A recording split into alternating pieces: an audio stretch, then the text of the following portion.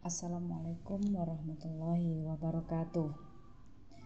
Teman-teman mahasiswa Universitas Mulia Kudus yang sangat saya bangga-banggakan, alhamdulillah pada kesempatan ini kita bisa kuliah secara daring lagi ya. Saatnya kita akan membahas, mengkaji tentang tema Islam, kebangsaan dan nasionalisme. Sebelum kita menapak lebih jauh, kita harus mengerti dulu definisi apa itu kebangsaan dan nasionalisme. Seperti yang diuraikan dalam KBBI, bahwa sebuah bangsa itu adalah sebuah kelompok masyarakat yang bersamaan asal keturunan, adat istiadat, bahasa, dan sejarahnya, serta memiliki pemerintahan sendiri. Jadi, kebangsaan yang sepadan itu juga dengan nasionalisme, di mana suatu keadaan atau sifat yang menerima pengakuan atas kumpulan manusia yang terikat karena kesatuan bahasa dan kebudayaan serta menempati wilayah tertentu. Kemudian dari uraian tadi tentang kebangsaan atau nasionalisme tadi, dalam konteks negara Indonesia, nilai-nilai yang ingin diimplementasikan dalam kehidupan berbangsa dan bernegara itu adalah ideologi negara Indonesia. Apa itu ideologi negara Indonesia? Ideologi negara Indonesia itu adalah Pancasila. Nah, di mana Pancasila ini mengandung nilai-nilai dasar ketuhanan, kemanusiaan, persatuan, kerakyatan, dan keadilan. Jadi Pancasila itu sebagai ideologi negara yang memiliki urgensi bagi kehidupan berbangsa dan bernegara. Di antaranya membentuk identitas atau ciri kelompok bangsa, kemudian dapat mempersatukan sesama, dapat mewujudkan solidaritas dan egalitas, kemudian dapat mempersatukan semua lapisan masyarakat dari berbagai macam latar belakang, agama, suku, dan ras, serta juga bisa mengatasi berbagai macam pertentangan atau konflik. Islam itu sebagai agama atau wahyu tentunya mempunyai sebuah gagasan, ide, serta konsep dari Tuhan yang diharapkan bisa direalisasikan dalam kehidupan setiap pemeluknya. Nah, gagasan, ide, serta konsep ini dikenalkan oleh Allah Subhanahu wa Ta'ala melalui Rasul atau utusan.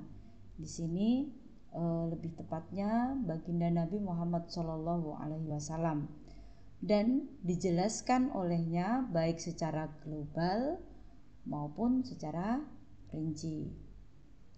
Semua gagasan, ide, serta konsep tersebut setelah dijelaskan oleh Nabi Muhammad SAW selaku Rasul menjadi satu kesatuan yang sistematis, mencakup semua dimensi kehidupan manusia yang melangit, di mana akidah, kemudian ibadah secara murni, maupun yang membumi, relasi sosial yang kemudian disebut dengan ajaran agama.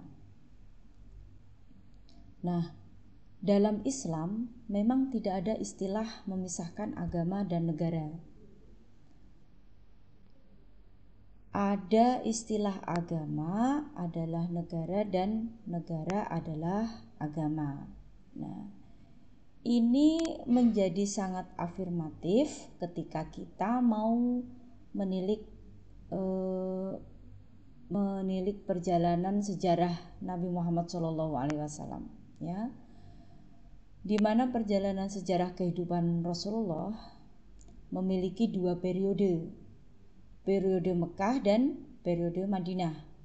Nah, dalam periode Mekah, Nabi menata spiritualitas individu-individu masyarakat dengan pendekatan persuasif.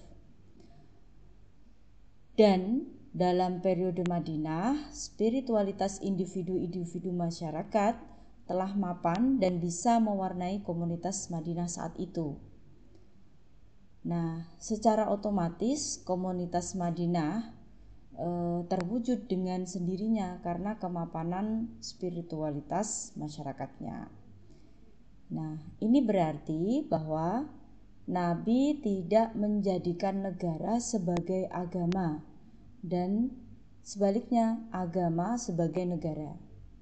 Akan tetapi agamalah yang bisa mewarnai kehidupan kenegaraan pada saat itu. Nah, dari uraian tadi kita bisa memahami betul bahwa ideologi agama seharusnya bisa mewarnai ideologi negara, ya. Ideologi agama tidak harus diformalkan dalam sistem kenegaraan, karena harus dijadikan sebagai alat kontrol, bukan sebaliknya. Bukan justru malah tidak boleh dipahami secara verbal dan tekstual. Dan ideologi Pancasila mengandung esensi dari ideologi agama yang ada, sehingga tidak perlu dipermasalahkan lagi. Nah, ideologi agama yang telah kita bahas tadi harus kita tancapkan kembali dalam benak setiap generasi insan muslim bangsa. Demikian juga ideologi negara yang berupa Pancasila. Ketika demikian, maka sudah tidak ada lagi yang membenturkan antara ideologi agama dan negara. Generasi yang berpegang teguh pada ideologi agama adalah mereka yang selalu patuh, taat, dan loyal, serta cinta terhadap agamanya. Demikian juga generasi yang berpegang teguh pada ideologi negara, mereka juga akan selalu patuh, taat, dan loyal terhadap negaranya. Dan yang demikian itu adalah generasi yang religius dan nasionalis. Nah, demikian teman-teman kajian tentang Islam, kebangsaan, dan nasionalisme. Dari saya, akhir kalam, wassalamualaikum warahmatullahi wabarakatuh.